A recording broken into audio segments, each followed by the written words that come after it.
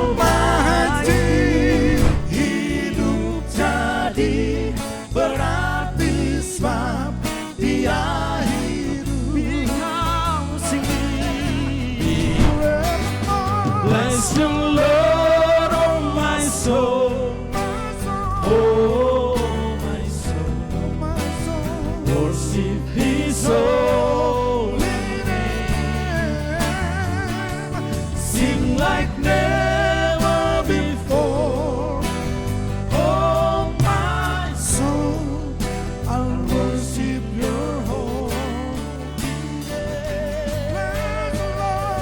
Bless the Lord,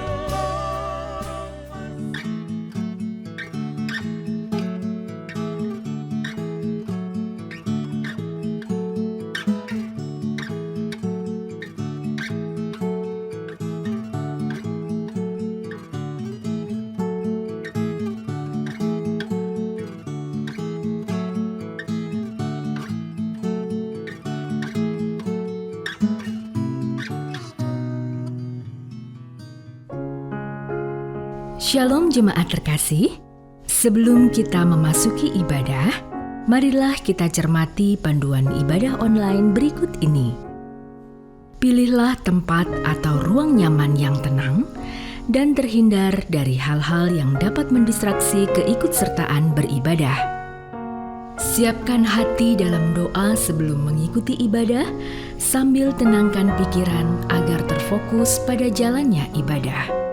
Sedapat mungkin, gunakan gadget atau media online yang hanya untuk mengakses link ibadah yang sedang berlangsung tanpa adanya distraksi dari hal-hal lain seperti panggilan telepon, notifikasi-notifikasi dari messenger, atau media sosial, atau panggilan telepon rumah dan sejenisnya.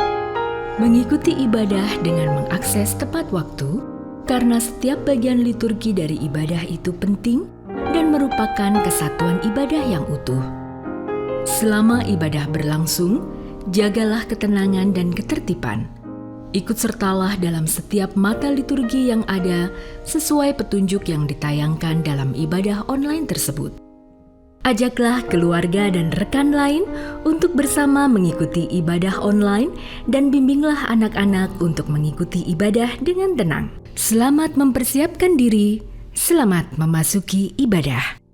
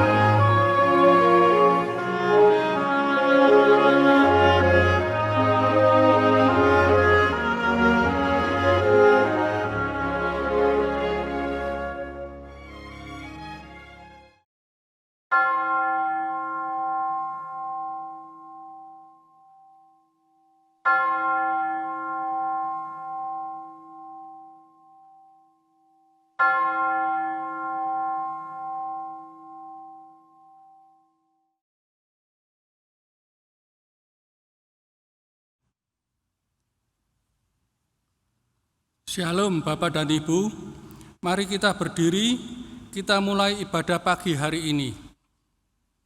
Umat Tuhan, sungguh besar kasih setia Allah kepada kita. 1 minggu telah kita lalui bersama Dia, Sang Sumber Pengharapan. Kini saatnya kita masuk dalam undangan persekutuannya.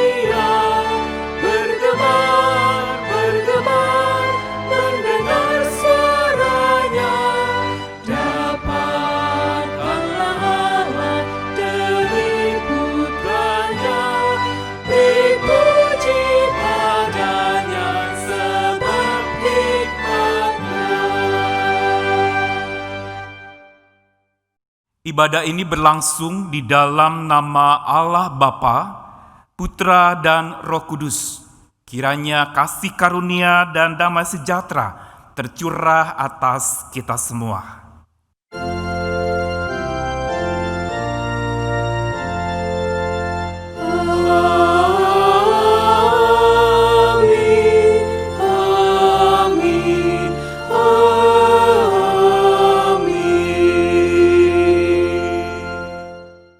Jemaat dipersilakan duduk kembali.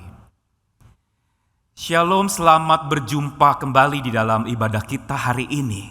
Dengan penuh sukacita dan syukur, kita masih diberi kesempatan untuk berjumpa dengan Tuhan. Dan kita percaya Tuhan juga selalu rindu menjumpai kita, sehingga perjumpaan kita ini akan membuahkan sukacita yang lebih lagi di tengah-tengah kondisi yang begitu banyak pergumulan ini. Saudara, hari ini kita akan bersama-sama memasuki sebuah ibadah yang mau mengajak kita kembali kepada hal yang mendasar di dalam kehidupan kita sebagai keluarga, juga di tengah masyarakat, bahkan juga di gerejanya. Dengan tema mengatasi kerikil keluarga, kita mau bersama-sama hidup di dalam kasih Tuhan yang mampu mengatasi segala perkara itu. Saudara, tentu saja kita butuh kasih Tuhan, tetapi dosa dan pelanggaran kita seringkali justru membuat kasih Tuhan itu menjadi tersamar, hilang, dan kita tidak dapat bagikan dengan benar, karena hidup kita sedang tidak benar, dan kita ada di jalan yang tidak benar. Karena itu marilah kita datang kepada Tuhan, kita berdoa, memohon akan karya pengampunan Tuhan terjadi lagi di dalam hidup setiap kita. Mari kita bersama-sama berdoa. Bapa Sorgawi yang penuh kasih, tatkala kami sadari bahwa angin ribut yang menyerang dan menggetarkan hati kami datang melanda hidup kami. Pada saat itu iman kami seringkali terguncang. Tetapi Tuhan, Engkau tidak henti-hentinya mau berbincang kepada kami, menyapa kami kembali. Karenanya kami juga dengan lega hati, sambil juga dengan sesal dan rasa dosa kami mengaku di hadapan-Mu. Betapa kami butuh Engkau ya Tuhan, betapa kami jatuh begitu jauh di dalam segala pergumulan dosa kami, menyebabkan kami hanyut, dan pada saat itu kami terhilang dari hadapan-Mu. Saat ini, mengaku di hadapan-Mu kami berserah diri. Ampuni kami ya Tuhan, kasihanilah kami, Juru Selamat tolonglah kami, dan jadilah pandu atas biduk hidup kami, sehingga kami sampai di pelabuhan teduh, yaitu rumah Bapa Surgawi yang penuh cinta dan kasih itu. Amin.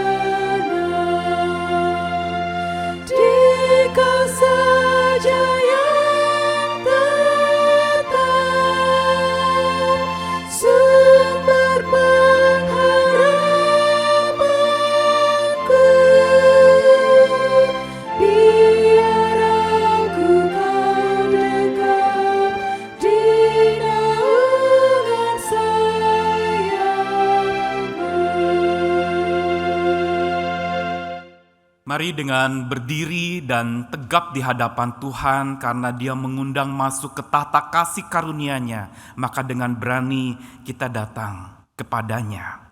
Bagi setiap kita yang dengan sungguh mengaku dan bertobat di hadapan Tuhan, Allah bukan hanya mengampuni namun juga memberikan kita pengharapan.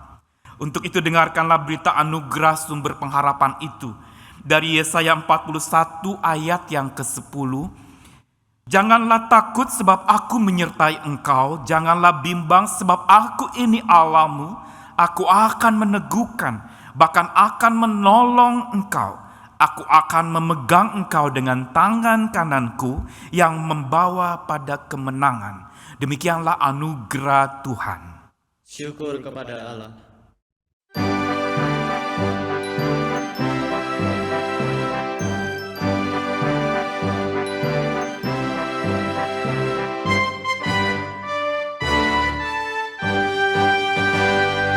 Ingat akan nama Yesus, kau yang susah dan sedih. Nama itu menghiburmu, mana saja kau pergi. Indahlah namanya, pengharapan dunia. Indahlah namanya, surga sorga yang bakal bawa nama Tuhan Yesus, itulah perisaimu. Bila datang pencobaan, itu yang menolongmu. Indahlah namanya, pengharapan dunia. Indahlah namanya, surga sorga yang bakal. Jemaat dipersilahkan duduk kembali. Saudara, ketika kita bersama-sama mengingat nama Tuhan kita seperti nyanyian tadi, pertanyaannya adalah, apakah kita sadar bahwa Tuhan selalu ingat kita? Ini yang justru menjadi kekuatan iman kita. Kalau kita ingat nama Tuhan, kita seringkali bisa lupa. Tetapi Tuhan tidak pernah lupakan kita. Karenanya Dia mau bersabda kepada kita. Karena Dia ingat kita, Dia mau sapa kita. Dia mau tegur dan hibur kita lewat kata-kata yang bukan saja indah, tapi sanggup mengubah hidup kita. Mari kita datang kepada Tuhan dan berdoa, memohon Roh Kudus memandu kita di dalam membaca dan merenungkan firman Tuhan. Mari kita berdoa. Bapa Sorgawi yang penuh kasih, kami datang kepadamu sabda hidup itu. Karena hidup kami Tuhan penuh dengan berbagai macam kata-kata dari manusia yang seringkali mengumbar janji tetapi tidak ada bukti. Yang seringkali memberikan instruksi tanpa ada interaksi. Tetapi Tuhan, kata-katamu itu bukan sekedar janji, tapi sungguh terbukti. Kata-katamu bukan sekedar memberikan instruksi, tapi mau membangun interaksi dengan kami, anak-anakmu, umat percayamu. Hari ini kami mau jadi seperti murid yang belajar. Taruhkanlah hati kami, hati seorang pembelajar yang mau tunduk kepada apa yang Engkau katakan dan terbangunkan oleh apa yang Engkau instruksikan untuk kami lakukan. Biar firman-Mu menjadi motivasi hidup kami, menjadi inspirasi kekuatan kami, dan menjadi kekuatan kami lagi untuk melangkah melewati belantara hidup yang serba tidak pasti ini. Berbicaralah ya Tuhan, kami murid-murid-Mu siap belajar dan mendengar. Dalam nama-Mu Yesus Kristus, kami menyerahkan waktu ini. Amin. Saudara, bacaan kita dari Kejadian 25 ayat yang ke-27 sampai yang ke-34. Kejadian 25 ayat 27 sampai 34. Mari kita siapkan Alkitab kita dan kita akan membaca, menyimaknya bersama-sama. Bukan hanya mendengar, yang berkesempatan membaca dan punya Alkitabnya, mari kita membaca bersama. Lalu bertambah besarlah kedua anak itu. Esau menjadi seorang yang pandai berburu, seorang yang suka tinggal di padang, tetapi Yakub adalah seorang yang tenang, yang suka tinggal di kemah. Ishak sayang kepada Esau sebab ia suka makan daging buruan, tetapi Ribka sayang kepada Yakub. Pada suatu kali Yakub sedang memasak sesuatu, lalu datanglah Esau dengan lelah dari padang. Kata Esau kepada Yakub, "Berikanlah kiranya aku menghirup sedikit dari yang merah-merah itu, karena aku lelah." Itulah sebabnya namanya disebutkan Edom. Tetapi kata Yakub, "Jualah dahulu kepadaku hak kesulunganmu." Sahut Esau, "Sebentar lagi aku akan mati. Apakah gunanya bagiku hak kesulungan itu?" Kata Yakub, "Bersumpahlah dahulu kepadaku." Maka bersumpahlah ia kepada Yakub, dan dijualnyalah hak kesulungannya kepadanya. Lalu Yakub memberikan roti dan masakan kacang merah itu kepada Esau. Ia makan dan minum, lalu berdiri dan pergi. Demikianlah Esau memandang ringan hak kesulungan itu. Demikianlah firman Tuhan. Kita akan bersama menggali dan melihat dari ayat 28 nanti. Yang berbahagia adalah mereka orang yang hidup dari firman Tuhan dan diubahkan oleh firman yang ajaib itu. Haleluya. Haleluya, haleluya, haleluya.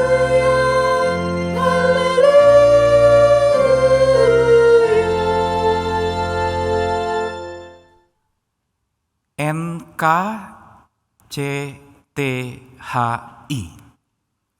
Bagi para penyuka film-film Indonesia pasti akan akrab dengan istilah ini.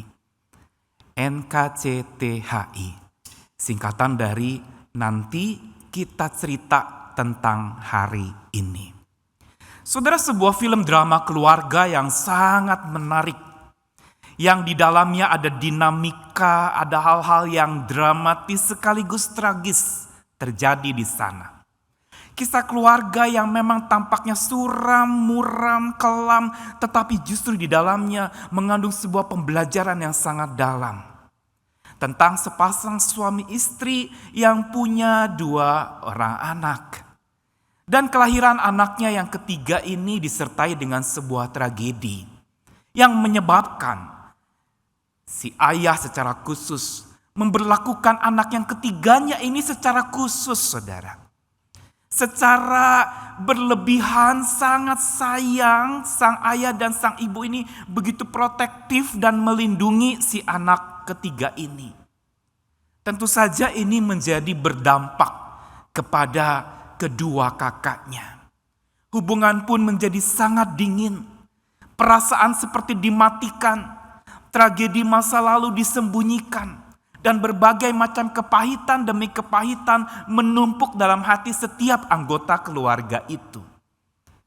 Tetapi lewat kisah itu ada satu hal yang penting.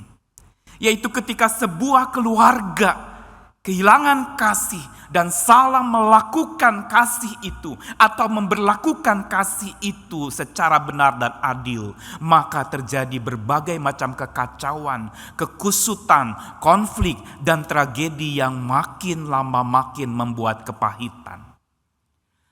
Saudara, mengatasi kerikil keluarga tema kita hari ini. Dan secara khusus memang bacaan kita diambil dari kisah tentang Esau dan Yakub dengan orang tua mereka Ishak dan Ribka. Saudara, apa kerikil yang dihadapi oleh keluarga ini? Kalau kita mau lihat bacaan ini ada di dalam satu konteks kejadian Mulai dari pasal 12 sampai selesainya kitab Kejadian, itu isinya sebenarnya drama keluarga, saudara. Mulai dari kejatuhan manusia dan lalu mulai masuk ke babak Abraham, Ishak dan Yakub. Ketiga tokoh yang sering disebutkan di dalam kitab suci bagi orang-orang Israel, ketiga sosok ini adalah bapa leluhur mereka yang diagungkan. Tetapi tahukah saudara bahwa ketiga-tiganya ini mengalami problema keluarga yang memang tidak mudah. Ada problem-problem seperti drama yang begitu dalam terjadi di tengah-tengah keluarga mereka. Ada seorang suami yang berbohong, tidak mengakui istrinya itu sebagai istrinya. Abraham melakukannya. Dan ada juga seseorang Abraham yang sama juga melakukan tindakan yang keliru ketika lalu kemudian dia berhubungan dengan hamba dari istrinya dan terjadilah yang namanya favoritisme. Apa itu? Inilah sebenarnya kerikil dari keluarga-keluarga Abraham, Ishak dan Yakub. Kerikil mereka adalah satu kata yang saya mau sebutkan, pilih kasih. Abraham ketika lalu berhadapan dengan istrinya Sarah dan Hagar hamba istrinya yang lalu notabene menjelaskan bahwa dia akhirnya dikondisikan kepada kondisi yang mendua semacam itu. Mulailah terjadi yang namanya favoritisme. Lebih sayang kepada yang satu dan mengabaikan yang lain. Bahkan mengusir satu yang lain dan tetap melindungi yang satunya. Ini awal mula terjadinya kisah favoritisme di tengah-tengah keluarga. Kisah pilih kasih di tengah-tengah keluarga Abraham, Ishak dan Yakub. Dan bacaan kita hari ini keluarga Ishak dan Yakub yang sudah menantikan mau punya anak selama cukup menantinya mereka. Waktu Ishak berumur 40 tahun dalam ayat 20. Dan pada saat itu mereka berdoa untuk minta anak. Dan 20 tahun kemudian baru mereka mendapatkan anak. Anak yang dinanti-nantikan ini sebelumnya memang Tuhan sudah nubuatkan. Akan ada 2 anak yang engkau dapatkan. Sudah dinubuatkan di dalam ayat yang ke-23. 2 bangsa ada dalam kandunganmu. 2 suku bangsa berpencar dari rahimmu. Suku bangsa yang satu akan lebih kuat dari yang lain. Anak yang tua akan jadi hamba anak yang muda. Jelas sekali apa yang Tuhan katakan kepada sepasang suami istri ini. Lalu kemudian singkat cerita lahirlah Esau dan Yakub. Dan saudara bacaan kita khusus ayat 28 tadi dikatakan. Ishak sayang kepada Esau sebab ia suka makan daging buruan. Tetapi Ribka kasih kepada Yakub. Disinilah saudara kembali muncul favoritisme atau pilih kasih di tengah-tengah keluarga. Kalau tadi Abraham kepada 2 pasangannya Sarah dan Hagar yang menyebabkan konflik sampai akhirnya salah satu harus diusir dari rumah mereka. Dan kali ini muncul lagi sebuah konflik baru yaitu keluarga Ishak dan Ribka. Ada pilih kasih terjadi di mana Ishak lebih sayang kepada Esau. Lalu Ribka lebih sayang kepada Yakub. Kata kasih atau sayang yang digunakan dalam ayat 28. Ini sebenarnya satu kata dalam bahasa Ibrani yang artinya adalah kasih secara universal. Ahav digunakan. Dalam bahasa Ibrani kata-kata yang diterjemahkan kasih ada beberapa. Salah satunya adalah ahav ini. Ada hesed, kasih setia. Ada juga rehem yang menunjukkan belas kasihan atau compassion itu. Tapi ahav ini adalah bicara soal kasih yang general. Kasih sayang yang tidak harus kasih ilahi. Kasih antar manusia. Kasih yang serba terbatas. Sayang yang ada syaratnya. Dan kalau itu digunakan kata ahav ini antar manusia. Ini makin menjelaskan maknanya adalah sebuah kasih yang terbatas. Ahav menjadi kasih human, kasih manusia. Yang pilih-pilih, yang suka tidak suka, like dan dislike. Dan inilah yang bermain di tengah-tengah keluarga Ishak dan Ribka. menyebabkan berbagai macam konflik dan tragedi selanjutnya antara kakak beradik Esau dan Yakub. Dan kita tahu bahwa kisah ini bergulir sampai lalu Esau dan Yakub mulai terjadi berbagai macam peristiwa demi peristiwa yang menunjukkan persaingan antar mereka. Karena pilih kasih dari Ishak dan Ribka yang diterapkan kepada Esau dan Yakub, maka lalu kemudian kasih antar Esau dan Yakub pun mengalami defisit. Dan inilah kita lihat menjadi semacam lingkaran setan yang berputar begitu rupa, yang pangkalnya adalah orang yang pilih kasih sejak Abraham lalu Ishak dan Yakub, itu adalah orang yang defisit kasih. Orang yang pilih kasih itu adalah orang yang sebenarnya tidak mengerti makna kasih yang sesungguhnya yang dari Tuhan. Dan inilah yang lalu kemudian kita lihat terus kisah bergulir kalau kita tahu dan kita mau baca selanjutnya. Kita tahu bagaimana keluarga Yakub di kemudian hari. Dengan segala macam tipu daya yang dia lakukan sampai dia lalu kemudian juga punya keluarga. Yakub pun mempraktekkan pilih kasih itu bukan kepada anaknya yang khusus, Yusuf dan Benyamin. Jadi kita lihat ini tragedi pilih kasih dari Abraham kepada istrinya, dari Ishak Ribka kepada Esau dan Yakub, dari Yakub kepada anak-anaknya. Di sini kita lihat bahwa inilah yang namanya dosa beranak dosa. Ini memang kerikil. Tapi saudara bayangkan ada kerikil yang terselip di sepatumu waktu berjalan. Pasti tidak nyaman. Keseimbangan kita hilang. Batu besar kita bisa hindari. Tapi kerikil yang kecil dan tidak kelihatan seringkali kita pandang remeh. Tapi dampaknya sebenarnya bisa berbahaya.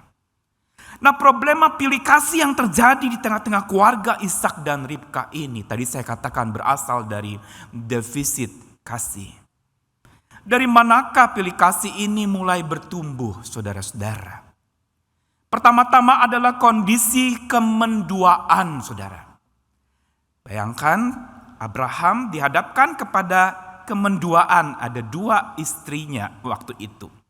Ada Sarah dan hamba Sarah yaitu Hagar. Sehingga disinilah mulai mengasihi yang satu dan mengabaikan yang lain. Begitu juga kemenduaan itu terjadi di dalam keluarga Ishak dan Ribka. Ada si kembar Esau dan Yakub. Sang ayah sayang kepada Esau, sang ibu sayang kepada Yakub. Dan kita lihat ini pola-pola anak papi, anak mami pun terjadi.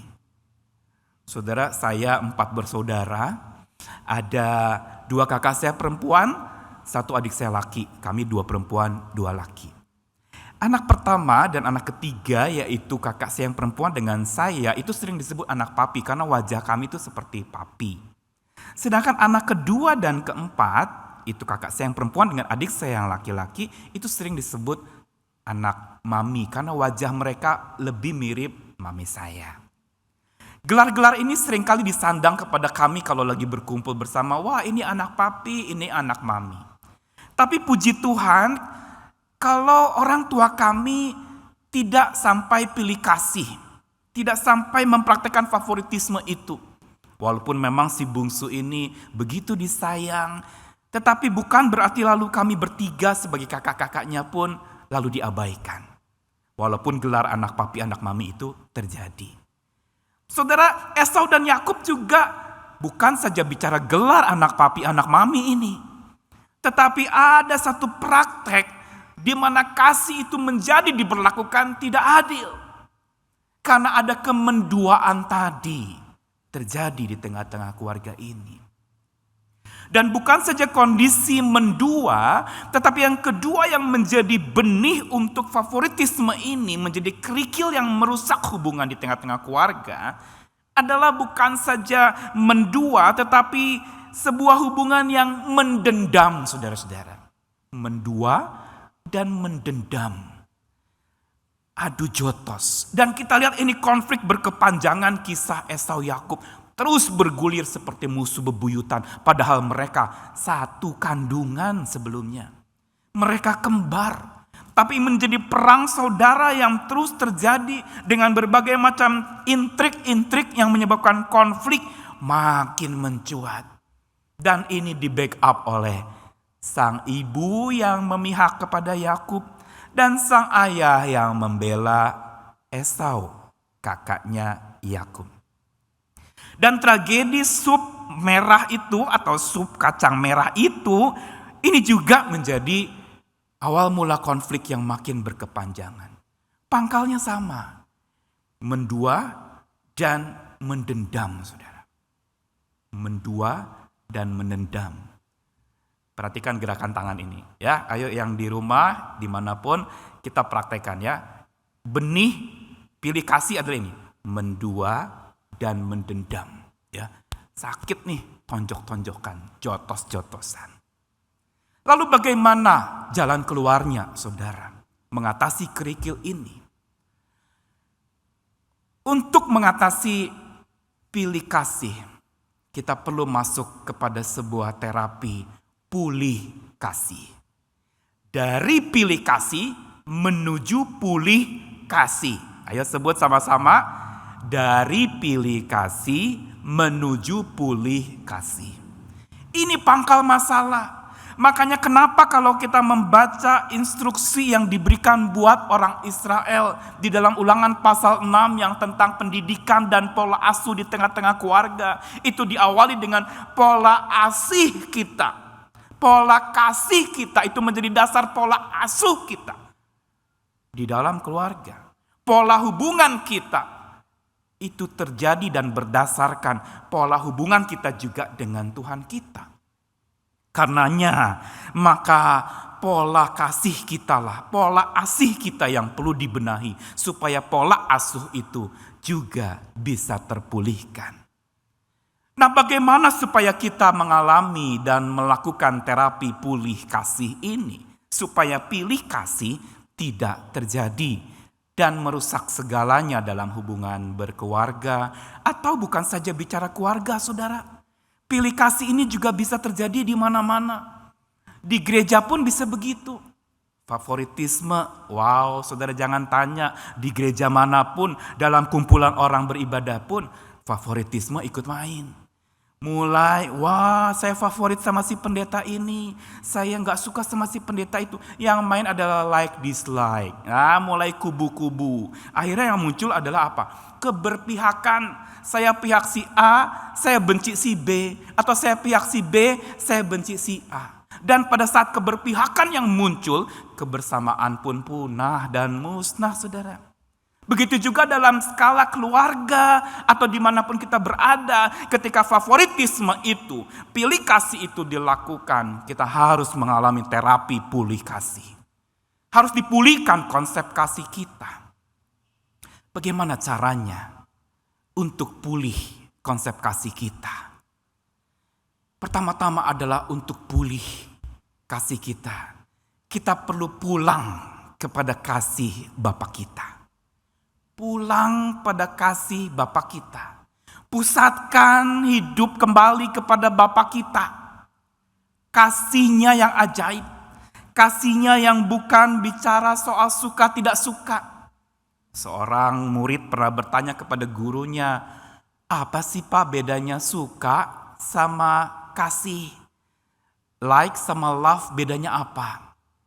Lalu dia bilang, kalau kamu menyukai sebuah bunga yang mekar indah di tepi jalan dan sangat harum baunya, engkau akan petik, engkau akan nikmati, engkau akan cium aromanya, harumnya luar biasa.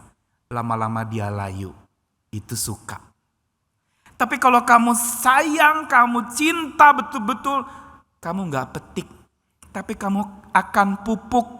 Kamu jagai supaya dia mekar lebih lagi, dan setelah mekar ada mekar yang bunga berikutnya, memelihara dan memupuk. Ini beda like dan love.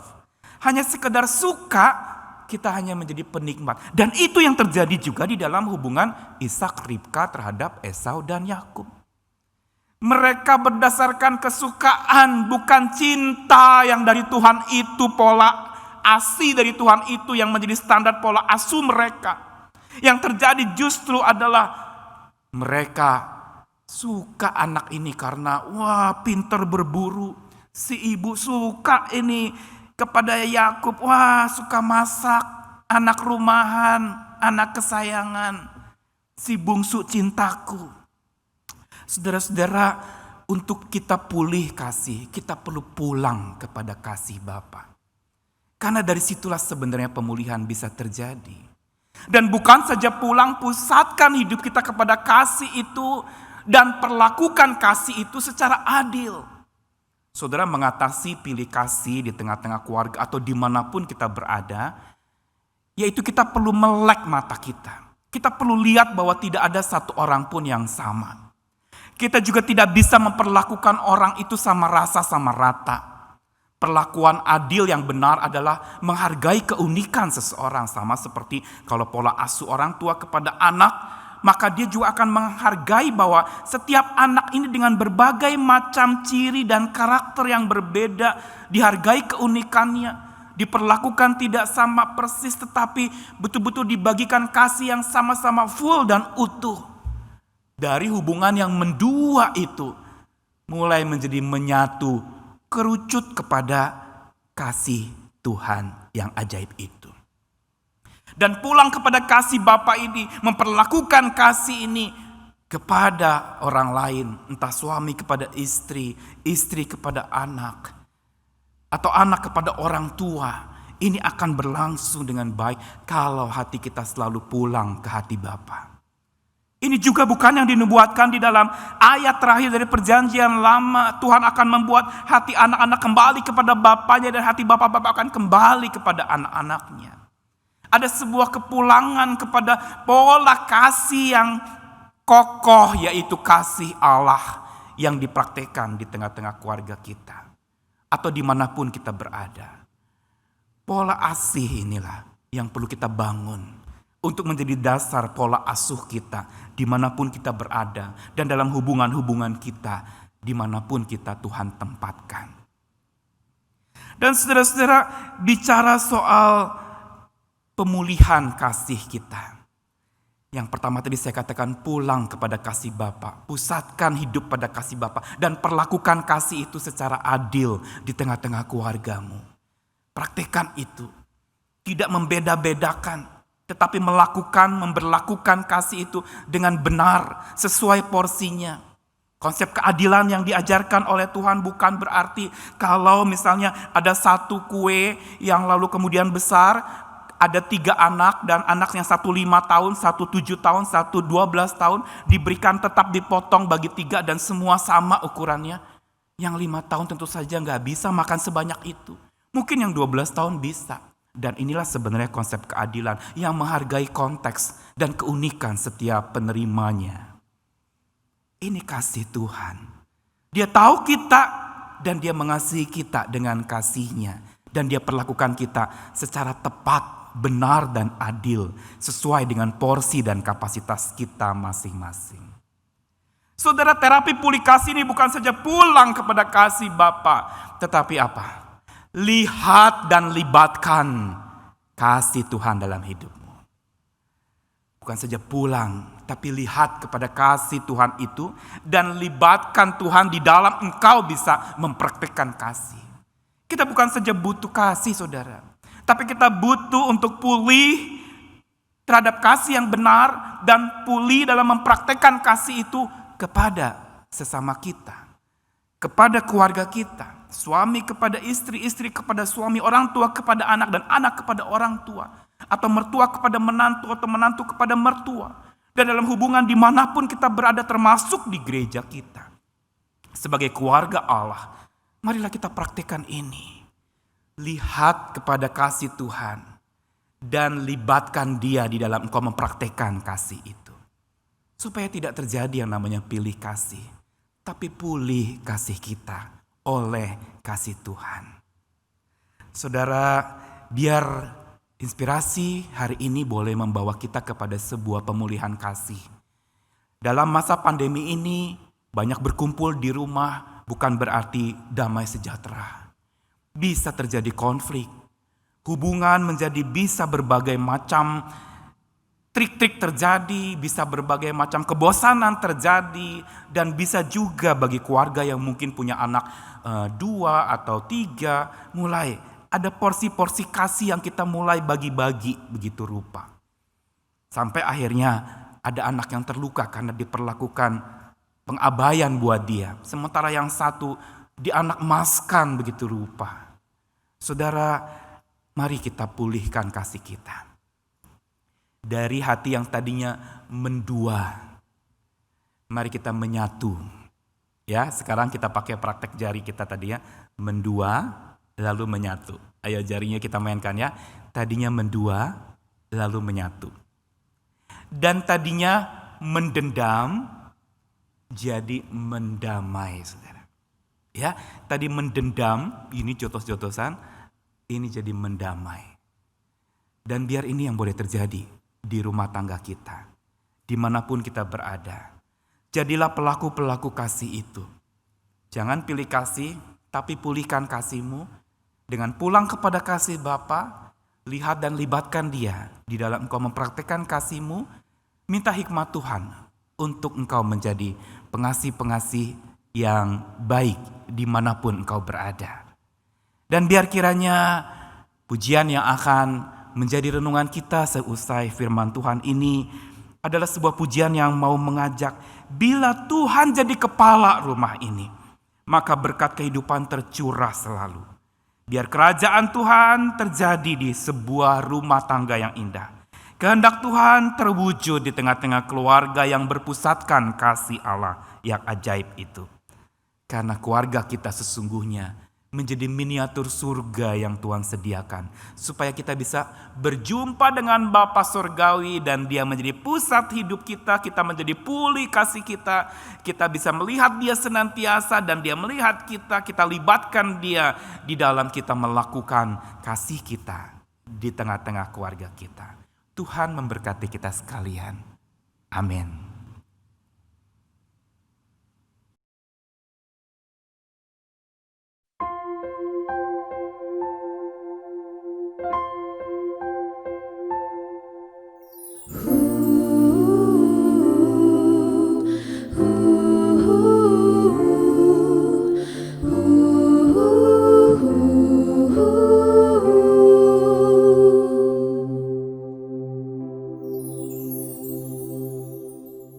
Aku dan seisi rumahku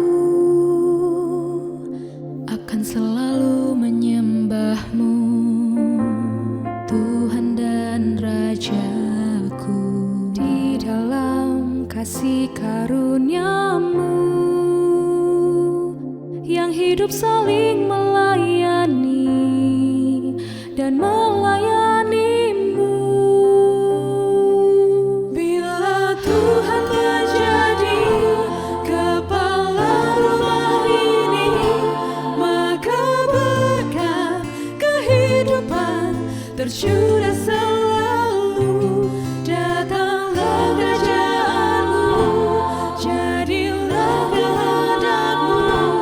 Ku alami setiap waktu, keluargaku adalah sorgaku.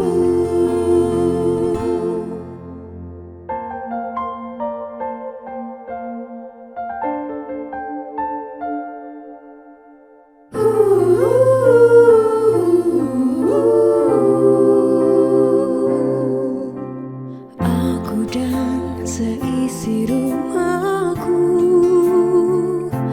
akan selalu menyembah-Mu, Tuhan dan Rajaku.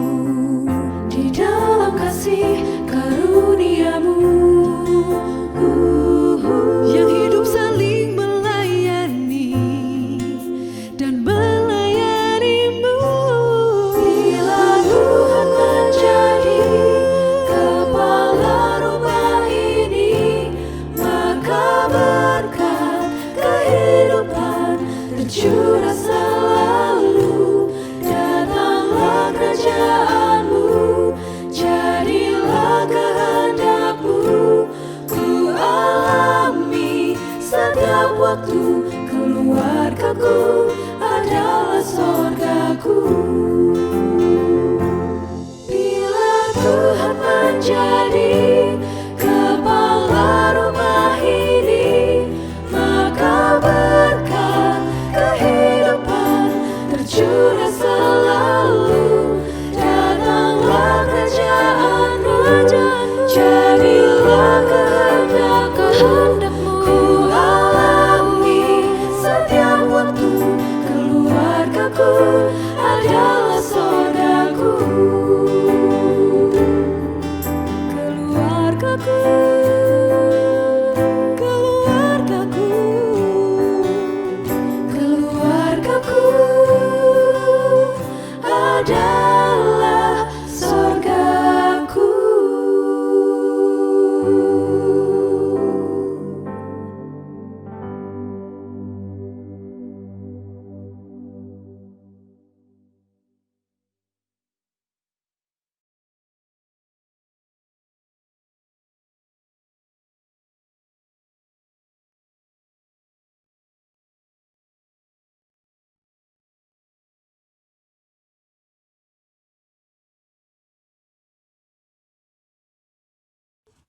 Jemaat diundang berdiri.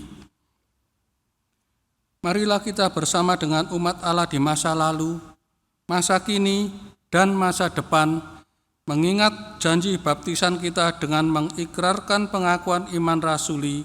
Hendaklah masing-masing berkata, Aku percaya kepada Allah, Bapa yang Maha Kuasa, Khalik langit dan bumi, dan kepada Yesus Kristus, Anaknya yang tunggal, Tuhan kita, yang dikandung dari Roh Kudus, lahir dari anak darah Maria, yang menderita sengsara di bawah pemerintahan Pontius Pilatus, disalibkan, mati dan dikuburkan, turun ke dalam kerajaan maut. Pada hari yang ketiga, bangkit pula dari antara orang mati, naik ke surga, duduk sebelah kanan Allah, Bapa yang Maha Kuasa. Dan dari sana ia akan datang untuk menghakimi orang yang hidup dan yang mati. Aku percaya kepada Roh Kudus, gereja yang kudus dan persekutuan orang kudus, pengampunan dosa, kebangkitan orang mati, dan hidup yang kekal. Amin. Dipersilakan duduk kembali. Saudara-saudara, marilah kita bersama-sama bersyafaat. Dan saudara yang ada di rumah hari ini, mari kita praktekkan terapi pulih kasih kita. Untuk memulihkan kasih kita, maka kita perlu membangun relasi berdasarkan kasih Tuhan. Pulang ke hati Bapa dan biar lihat dan kepada Bapa dan libatkan Dia senantiasa. Mari kita bersyafaat dan saudara, sebelum kita akan berdoa, silakan yang di rumah saling bertanya. Kepada yang nonton dengan keluarga atau yang hadir dalam ibadah ini bersama dengan keluarga, bisa bertanya apa yang mau didoakan. Setelah itu kita akan berdoa bersama-sama. Engkau berdoa juga buat orang yang ada di rumahmu, atau kalau engkau nonton sendiri atau lihat sendiri, maka biarlah kita ingat keluarga kita dimanapun berada, kita doakan bersama. Mari kita bersama-sama berdoa.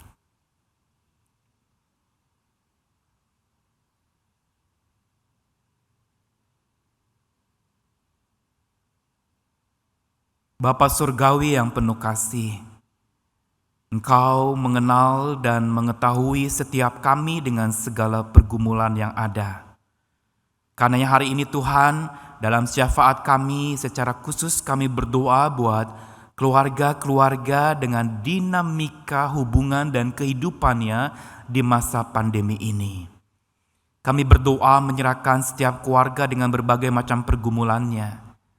Dari sekolah online atau kuliah online yang harus dilakukan oleh siswa dan mahasiswa, Tuhan berkati proses belajar mengajar. Tuhan, kami juga berdoa menyerahkan untuk hubungan suami istri di tengah-tengah masa pandemi ini, biar tetap mereka boleh secara kreatif membangun hubungan yang lebih dalam dan baik lagi di tengah-tengah keluarga.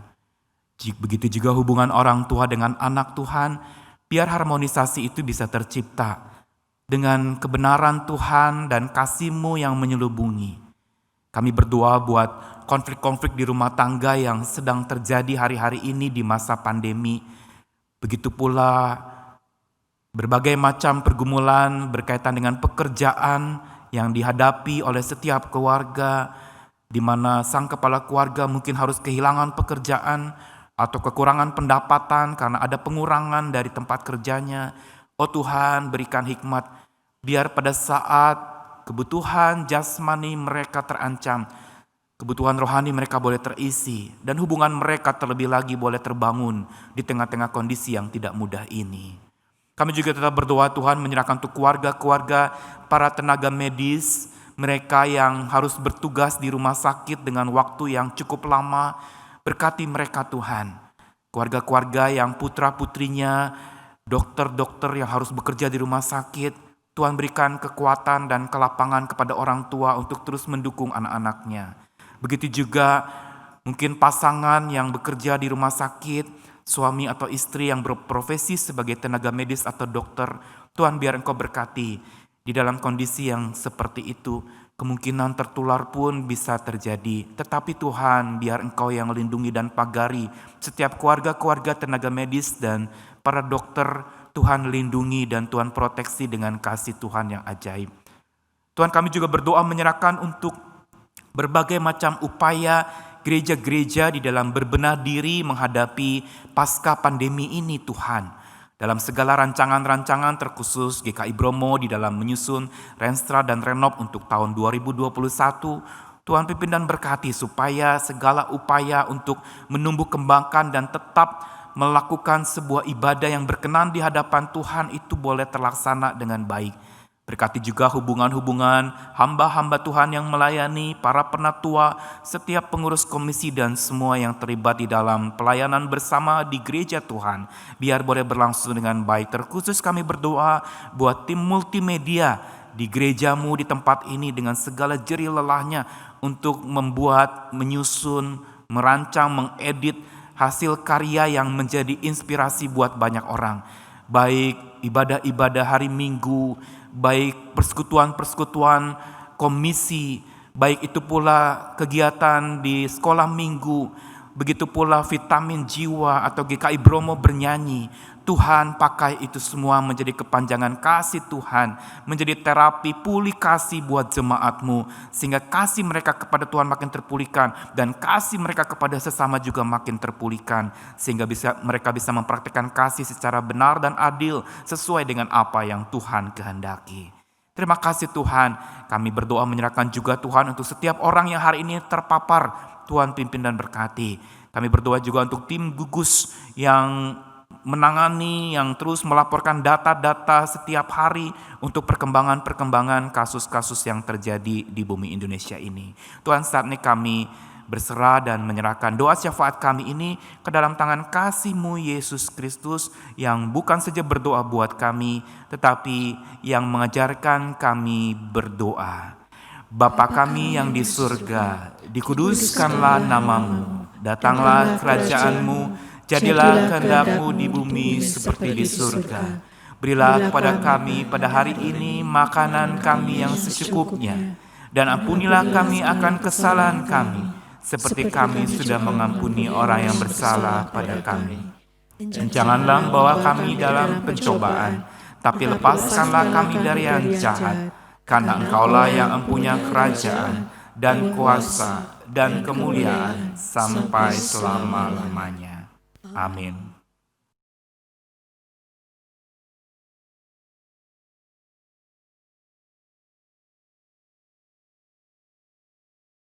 Kita memasuki liturgi syukur.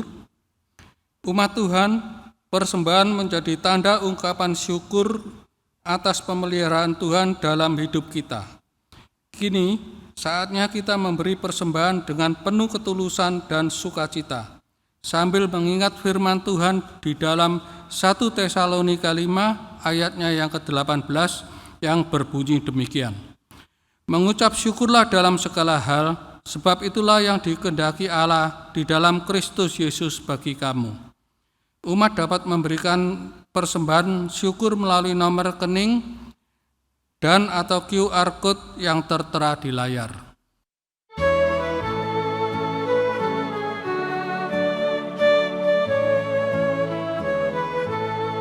Syukur pada padamu ya Allah atas segala rahmat-Mu. Syukur atas kecukupan dari kasih-Mu penuh. Syukur atas pekerjaan walau tubuh pun lemah. Syukur atas kasih sayang dari sanak dan teman.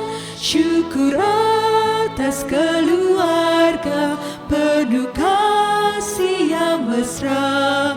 Syukur atas perhimpunan yang memberi sejahtera. Syukur atas kekuatan kala duka dan kesal. Syukur atas pengharapan kini dan selamanya.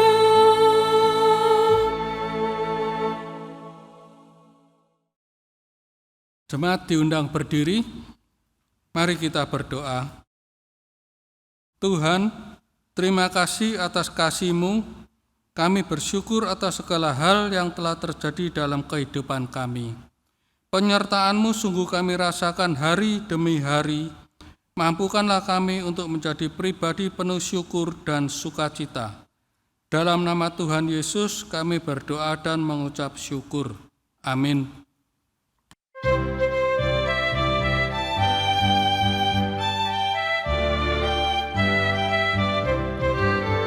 Inilah rumah kami, rumah yang damai dan senang. Siapa yang menjamin? Tak lain Tuhan sajalah. Alangkah baik dan indah jikalau Tuhan beserta. Sejahtera semua, sekeluarga bahagia.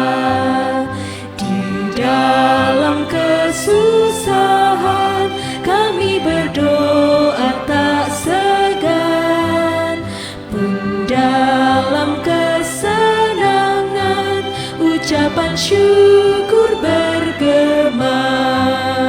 Alangkah baik dan indah jikalau Tuhan beserta.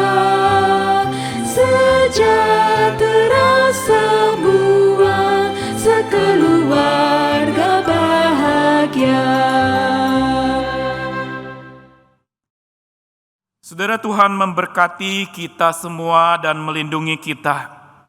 Tuhan menyinari kita dengan wajah-Nya dan memberikan kasih karunia. Tuhan menghadapkan wajah-Nya kepada kita dan memberikan damai sejahtera. Amin.